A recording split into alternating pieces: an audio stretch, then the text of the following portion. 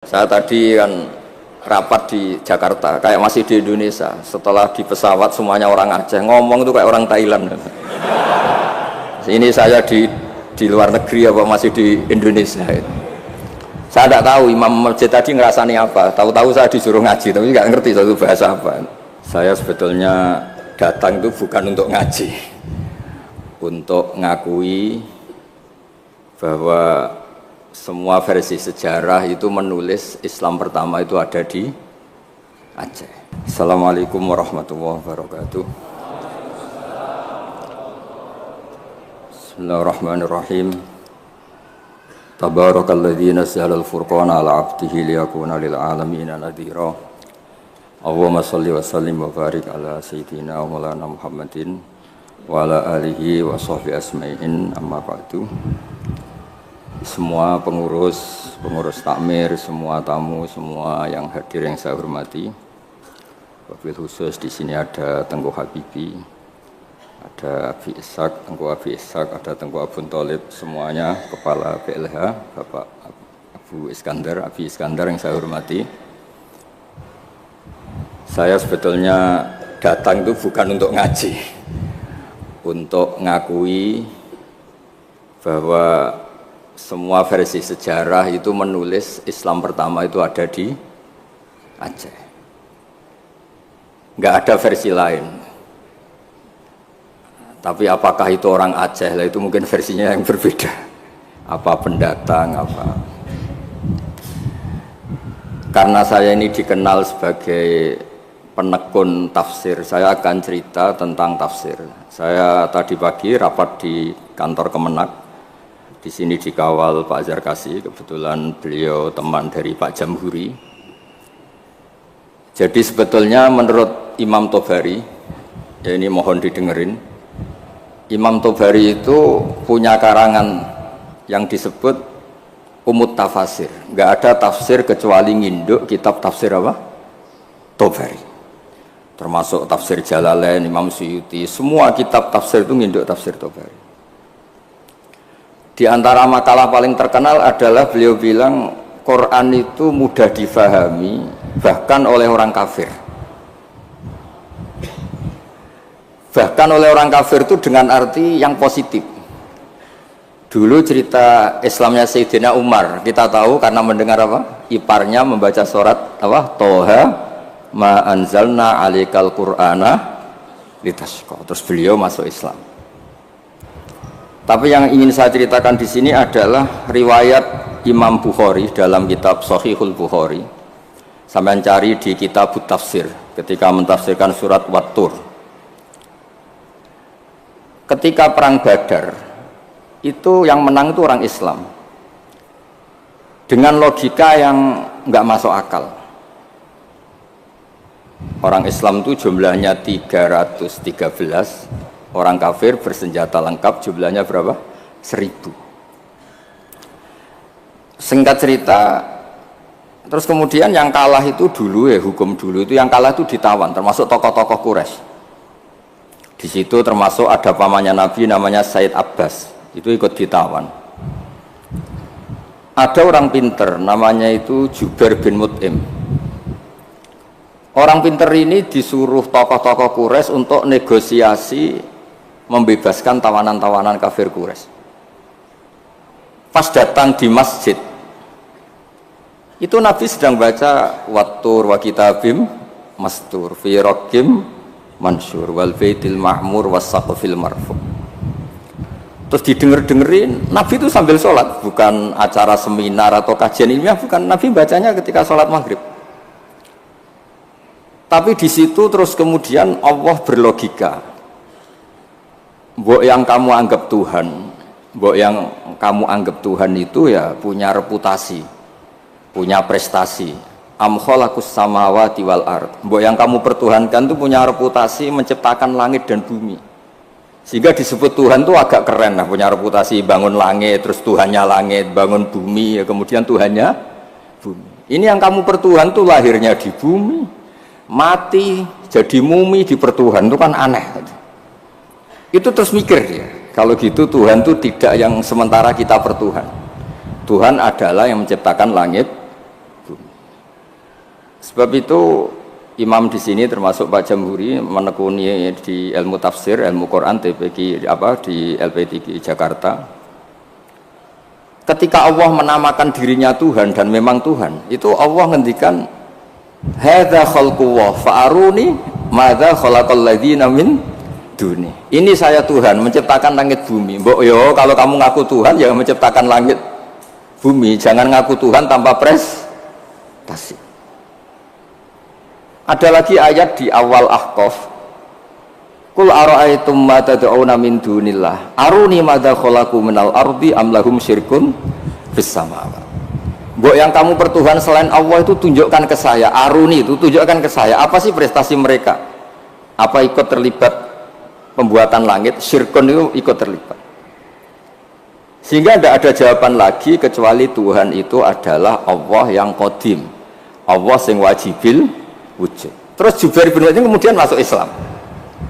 Berarti sudah ada dua tokoh terkenal yang memahami Quran sebelum masuk Islam. Tentu ini memahami yang benar. Sebab itu sabda Rasulullah SAW, saya ini bangga punya mukjizat yang tidak musiman, kata Nabi, yaitu Quran. Kata beliau yang dikutip di Sahih Bukhari di awal Mu'jizatul Quran, kata Rasulullah, sabda Rasulullah, ma minal anbiya'i nabiyyun illa qad utiya minal ayat ma mithluhu amana alaihil bashar wa inna ma kana alladhi utituhu wahyan auhahu wa ilayya fa arju an akuna aktsarahum tabi'an yaumal qiyamah.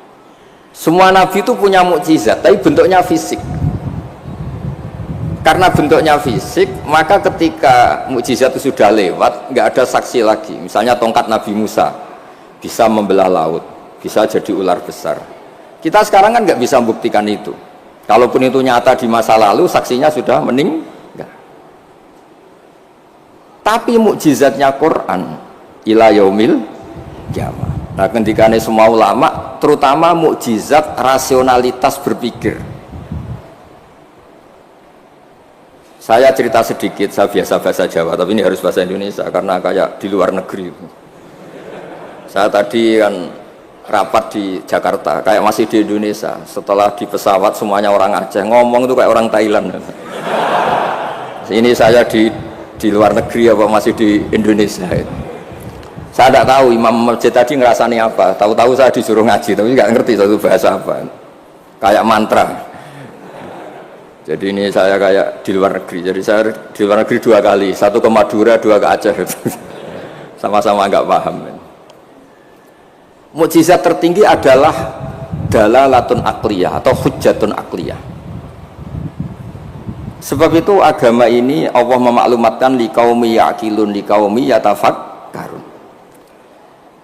Fir'aun itu jumawa, zalim, ngawur, wah semua kesalahan ada di Fir'aun. Memaklumatkan diri sebagai Tuhan. Saking yakinnya dia Tuhan, itu ketika Musa, Fir'aun, kamu tuh harus nyembah Tuhan. Nah, Tuhan kamu siapa Musa? Rabbus samawati wal ard, yang menuhani langit dan bumi. Kata Fir'aun, soal menuhani bumi, saya jalan kemana-mana nggak ada Tuhan selain saya. Kata. Soal kemungkinan Tuhan Anda di langit, saya mau bikin piramida yang tinggi. Nanti saya akan melihat Tuhan kamu ada apa enggak. Dia bilang ke arsitekturnya, ya Haman ibnili sorhal la ali abluhul asbab as-samawati fa'attali'a ila ilahi Musa. Saya akan bangun piramida yang tinggi. Nanti saya intip Tuhannya Musa itu ada apa enggak. Musa pusing kan, karena beliau sebagai Tuhan pun nggak pernah lihat Allah. Apalagi ini apa? Fir'aun itu kalau piramida jadi, Fir'aun naik, nggak melihat Allah, terus disimpulkan nggak ada, repot. Ternyata kalahnya Fir'aun dan yang menjadikan orang sekeliling Fir'aun itu iman, itu dengan logika sederhana. Ya sudah, kalau Rabbus samawati wal ardi kamu nggak percaya, Nabi Musa ganti jurus. Kalau orang bilang ganti logika, Rabbukum wa Rabbu abaikumul awwalin, yang menuhani nenek moyang kamu. Itu orang sekeliling Fir'aun terus tahu kalau Fir'aun itu gak Tuhan.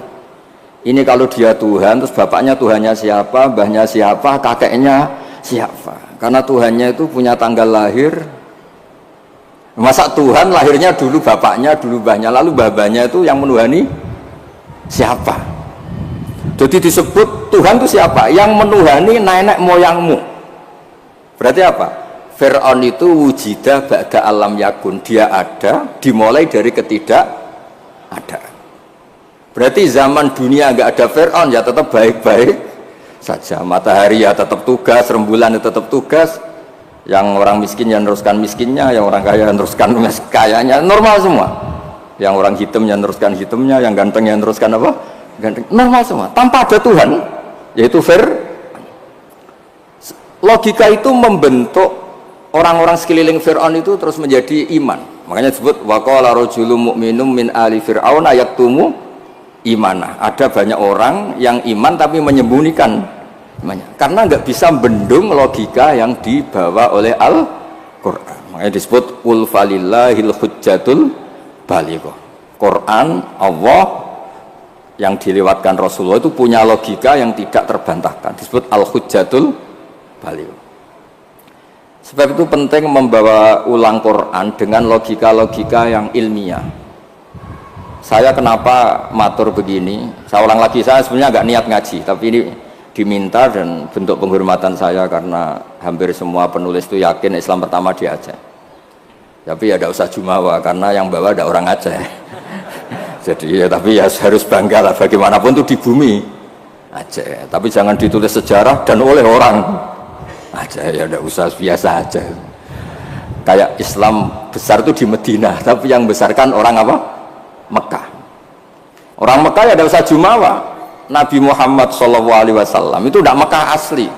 Beliau itu Aryaniul asli karena punya darah Khalilur Rahman Ibrahim. Orang Ibrahim itu orang Musol, marganya Arya. Makanya banyak orang-orang soleh disebut Arya. Arya itu marganya Nabi siapa? Ibrahim. Sehingga orang Mekah bangga Nabi itu Arab-Arab, Nabi Muhammad ya nggak suka. Saya ini turunan Ibrahim. Ibrahim itu orang Aryani, orang Irak. Nah, orang Mesir juga seneng karena Siti Hajar itu orang apa? Mesir. Nabi Ibrahim nikah sama Siti Hajar, punya putra Ismail, kemudian melahirkan bangsa apa? Arab. Dan bentuk penghormatan Allah pada orang-orang kampung, orang-orang pedesaan. Yang menjadi dagingnya Nabi itu apa? Susunya, air susunya al-halimatus sa'diyah. Jadi Nabi itu disusui oleh imro'atun badawiyah, perempuan desa, yaitu halimatus. Maka pada diri Nabi itu ada Mekahnya, ada Mesirnya, ada Aryaninya, ada daging yang tumbuh dari labanul murdiah, yaitu halimatus sa'diyah. Maka ngendikane guru saya Kiai Memun, juga ngendikane Bapak, memang Nabi itu didesain supaya semua orang itu bangga. Misalnya sampean wong desa bangga biye-biye sing nyusui Nabi ku halimatus sa'diyah. Ya sampean harus bangga jadi orang Aceh. Islam pertama itu di Aceh. Tapi kalau ditanya orang mana, terus pokoknya di Aceh terus. Karena kalau dijawab dari mana itu kayaknya terus gimana gitu. Pokoknya Aceh itu bumi pilihan Allah untuk pertama ada apa? Islam. Ya saya ulang lagi, logika ini mengalahkan kekuatan apapun. Sehingga ketika Saharatu Fir'aun itu iman semua, itu hanya dengan logika, termasuk tadi kalau engkau Tuhan Fir'aun, lalu yang nuhani nenek yang kamu itu siapa? Jadi dikatakan Allah Tuhannya langit, Fir'aun masih jumawa mau ngintip lewat apa? Piramida. Tuhannya bumi, Fir'aun masih jumawa, selama ini yang jadi Tuhan saya katanya. Jadi mensifati Allah itu dengan logika yang tidak terbantahkan. Nah itu yang ada di surat Tur, am khuliqu min ghairi shay'in, saterusé am khalaqus samawati. Terus ada lagi yang mencibir mereka, orang-orang kafir. Amlahum sulamu yastami'una fi. Kalau mereka Tuhan dan menciptakan langit, boleh sekali-kali kunjungan ke langit dong. Khazanahnya dicuri orang apa enggak, masih apa enggak, terus gudangnya masih apa enggak. Sulam itu tangga. Kalau mereka merasa Tuhan dan pemilik langit, sekali-kali boleh naik ke langit, ngecek gudangnya masih apa enggak. Khazain itu maknanya apa? Gudang. Ini Tuhannya langit, di bumi terus. Naik pohon mangga aja kadang jatuh, kadang tulang patah, dioperasi, ini terus gimana? Ini Tuhan model apa ini? Begitu juga yang dipertuhankan selain Fir'aun. Kadang Allah hanya ngendikan kana yakulani to'am wa kana yakulani to'am. Yang dianggap Tuhan tuh masih makan. Kalau masih makan berarti kalau nggak makan tuh lemes. Lama-lama ditilik umatnya, gimana Tuhan? Oh, saya sakit, lemes, kurang makan. Bareng makan sehat lagi. Itu seorang itu cuma alhamdulillah bisa ngasih makan apa? Tuhan. Tadi hampir mati gitu. Jadi itu logika Quran untuk memastikan yang Tuhan Allah itu sederhana. Karena ya kulahanit toh. Nah, kenapa saya ngaji ini? Karena sekarang Quran tuh kasihan. Kena ulama-ulama yang model paket. Yasin menjadikan masuk surga. Waqiah menjadikan orang banyak uang. Yang paling parah surat Ra'd mempercepat kematian katanya. Maksud saya, jangan gitu-gitu banget gitu. Memang semua Quran itu punya mukjizat, tapi ya jangan model paket apa? Model apa? Kadang-kadang masalahnya dibantah. Itu Cina nggak pernah baca Waqiah kaya. Kan repot kalau model. Boyo ngaji Waqiah itu adalah oke lah, mungkin sebagian orang kalau baca Waqiah rezekinya lancar, tapi boyo baca misalnya ini hebatnya Allah. Allah ngendikan begini, falola in kuntum ghaira madinin tarji'unaha in kuntum shadiqin. Falola idza balaghatil khulqum wa antum khina idin tantur. Hei para pendakwah Tuhan, hei para orang yang mengaku dirinya Tuhan, boyo jangan mati. Tuhan kok mati? Bo ketika nyawa kamu sampai tenggorokan, kamu tarik lagi. Tuhan kok mati kan? Itu falola in kuntum ghaira madinin tarji'unaha in kuntum shadiqin. Kamu tuh gimana? Tuhan kok kehilangan nyawa? Ini model apa gitu. Jadi logika yang dibangun Quran itu al-hujjatul balighah. Sebab itu Nabi ngendikan, saya berharap dengan mukjizat ini Islam abadi kuat ila yaumil qiyamah. Coba kalau mukjizat kita tongkatnya Nabi Musa, bisa rebutan orang Jawa sama orang Aceh, rebutan tongkat. Nanti setelah di Masjid Aceh rebutan, imam sama wakil imam rebutan. Setelah dibuktikan dipukulkan laut, sama-sama nggak mandi, ribet. Tapi kalau mukjizatnya Quran ini nur yamsi bihi finnas, menjadi nur yang selalu kita bawa. Misalnya nyuwun sewu kita miskin nggak ada yang menghormati, nggak ada yang percaya. Itu kata Imam Ghazali, resepnya orang miskin akut disuruh datang ke kuburan. Ini yang ngendikan Imam Ghazali, kitab Ihya. Disuruh datang ke kuburan, terus di hatinya bilang gini, semua orang yang mati mulai Nabi Adam sampai kiamat keinginannya hanya satu, ingin hidup lagi di dunia. Dan saya punya yang diingini seluruh orang mati di seluruh dunia. Orang kalau sudah mati meskipun orang soleh tetap ingin kembali ke dunia. Bedanya yang soleh ingin menambah apa? Kesolehannya. Artinya apa? Sekira-kiranya orang itu punya sesuatu yang diingini oleh orang yang mati mulai Nabi Adam ila yaumil qiyamah. Orang yang sudah mati inginnya apa? Hidup lagi. Dan kita punya kehidupan. Sehingga terus syukur karena masih hidup.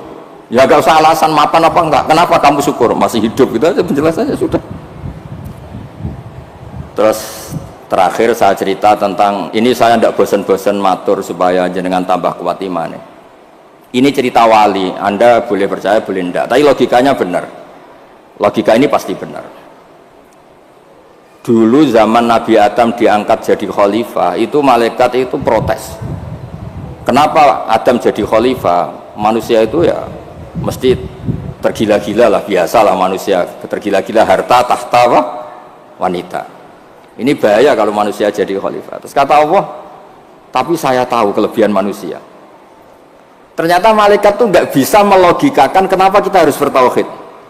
Jadi malaikat ditanya Allah, kenapa kamu iman sama saya? Kata malaikat, saya ini kan malaikat, ikut panitia menciptakan langit surga. Ya, jadi saya tahu lah kalau. Jadi dia iman tuh karena tahu. Malaikat kan ada penjaga neraka. Malaikat kan pasti percaya kalau neraka ada. Dia panitianya kan dia yang jaga. Malaikat Ridwan ya mesti percaya, dia megang kuncinya kan. Tapi kita ini kan kayak sampean semua kan tidak yakin masuk surga. Ya nggak ngerti surga di mana.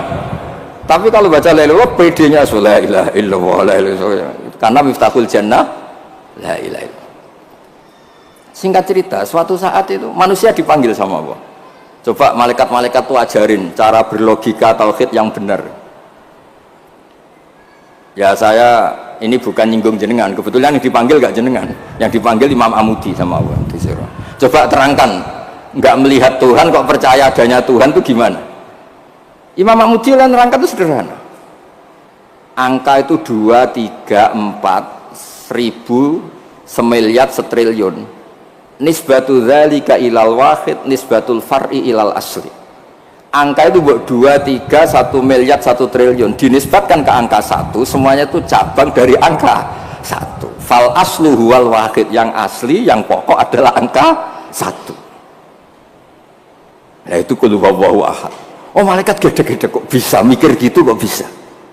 Artinya apa? Manusia meskipun nggak ngerti langsung Allah itu kayak apa, tapi tetap yakin karena semuanya dimulai dari angka 1. Ya, jadi angka itu 2, 3 sampai 1 miliar, 1 triliun apa? Nisbatu dzalika ilal wahid, nisbatul far'i ilal asli. Semuanya itu cabang, yang pokok adalah angka 1. Terus dua, beliau mencontohkan gambar. Saya ada bosan-bosan nyatakan, sampean ngerti gambar. Sampean cek gambarnya bagus atau jelek gak masalah, sementing gambar. Sampean gambar masjid Baitur Rahman ini. Ya, Baitur Rahman ya. Karena yang Baitur Rahim diambil di daerah saya, jadi di sini. Kamu gambar itu mesti dimulai 1 titik. Mbok gambar kamu bagus atau jelek dimulai dari 1 titik. Itu nuqtatil wujud. Itulah sirrinya, rahasianya kenapa Quran dimulai Bismillahirrahmanirrahim. Itu dimulai dari 1 titik, yaitu nuqtatil wujud. Bahwa semuanya dimulai dari 1 titik wujud sing abadi, yaitu Allah sing wajibil wujud. Makanya oleh Syekh Nawawi Al-Bantani, ba itu disingkat bi kana makana wa bi yakunu ma yakun. Itu di semua ulama, di I'anatul Thalibin, di bi karena saya semuanya menjadi ada, dan karena saya pula kata Allah yang akan ada menjadi ada. Logika seperti itu kita tidak perlu lihat surga neraka, sampai nggak perlu lihat bidadari dulu untuk percaya adanya apa? Surga. Makanya ini penting. Agama ini disebut qul falillahil hujjatul baligh. Hujjah itu argumentasi. Jadi saya mohon semohon-mohonnya, ini tadi saya bawa mushaf sebagai hadiah untuk masjid. Saya mohon Quran itu dikembalikan rohnya. Dulu begitu bangga Nabi dengan Quran itu karena logikanya jelas. Itu tadi yang tauhidnya. Ini ada waktu mungkin 5 menit saya nyontohkan logika sosial, peradaban sosial. Kenangannya orang Madinah, kata orang Madinah, kunna abkhosan nasi kailan. Dulu kita ini orang yang sangat buruk dalam transaksi. Yaitu kalau kulak, kalau orang Aceh bilang apa? Tengkulak itu. Kalau kita beli, ingin 1 kilo ya dapat apa? 1 kilo. Kalau 1 pintal ya dapat apa? 1 pintal. Tapi kalau kita jual, orang beli, misalnya beli 1 kilo, kita kurangi nggak sampai 1 kilo, atau dari kualitas A menjadi B. Itu Allah cara ngedikan tuh bagus.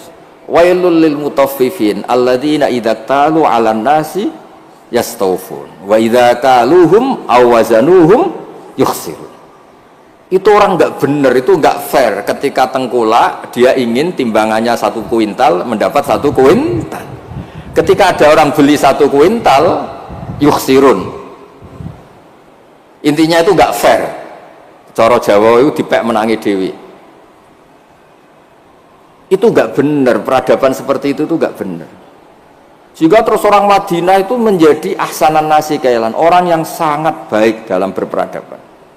Kalau ingin dihormati orang ya harus hormat. Kalau nggak ingin disakiti orang, yang jangan menyakiti orang. Sehingga kita tidak melakukan tatfif. Tatfif itu curang, nggak fair.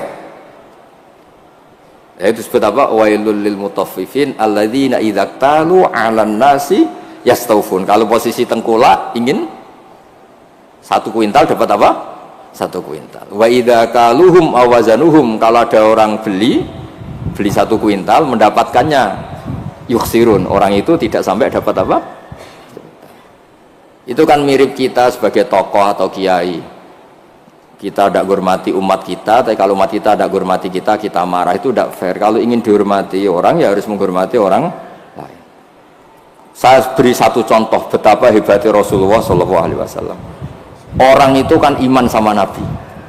Yang iman ya macam-macam. Ada yang soleh, ada yang setengah soleh, ada yang soleh banget, ada yang dolim banget. Tapi kata Nabi, semua yang iman saya tetap semuanya masuk surga. Soal neraka dulu itu sudahlah, sementing nanti akhirnya masuk surga. Karena itu fair, masa sudah iman ke saya kemudian tetap saja gak masuk surga, terus untuk apa? Sebab itu Nabi ngintikan syafaati li ahlil kabair min ummati, meskipun salah kalau itu umatku bersyahadat tetap tak kasih apa? Syafaat. Dan Quran sendiri memaklumatkan summa aurasnal kitab alladziina astafaina min ibadina. Quran ini bisa berguna untuk siapapun. Faminhum dzalimun li nafsi. Yang orang yang zalim pun itu dapat syafaatnya apa? Quran. Wa minhum muqtasid. Itu fair. Artinya fair itu Nabi diimani oleh sekian orang, kemudian tiap malam bertahajud. Hanya apa? Mohon supaya dikasih hak apa? Syafaat. Karena beliau tahu, setahu-tahunya kalau umatnya banyak yang salah itu setahu-tahunya. Wong ada orang suka ke masjid itu karena WC-nya di rumah jelek, enak WC masjid. Ada orang kalau di masjid betah, dikira itu ahli itikaf, ternyata AC-nya enak AC masjid. Sudah lebih dingin nggak bayar. Jadi masjid saja jadi sarana, ya begitu itu. Itu kalau nggak disyafaati Nabi tidak bisa. Orang senang Mekah itu kan bagus. Tapi sekarang senang Mekah itu ya travel-travel yang bisnis itu. Itu promosinya itu Masya Allah. Saya itu agak dibenci sama tokoh-tokoh travel, tapi ya nggak berani lah. Kualat kalau benci teman-teman. Ceritanya itu ada orang haji. Biasanya kalau orang haji itu kan kiainya muji-muji apa? Haji. Soalnya orang haji itu gini-gini surga. Al-hajjul mabrur aisalahu jazaa'un ilal apa?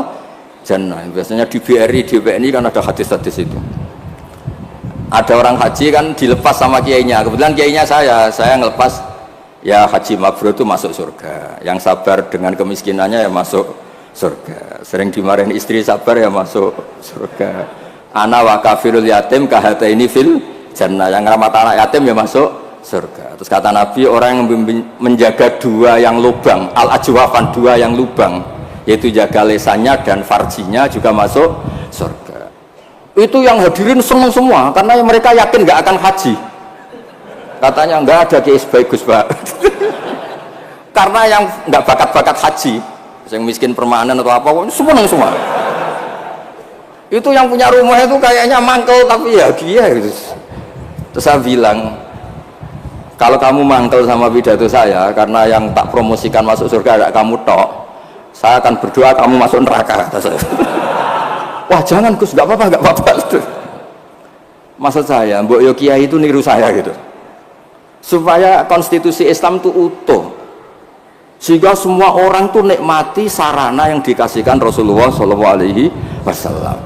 Sukses ninggal zina ya janjinya surga, ngerawat anak yatim ya surga, peduli sosial ya surga, la doror wala diror, tidak merugikan orang lain ya surga. Sehingga varian Islam itu banyak.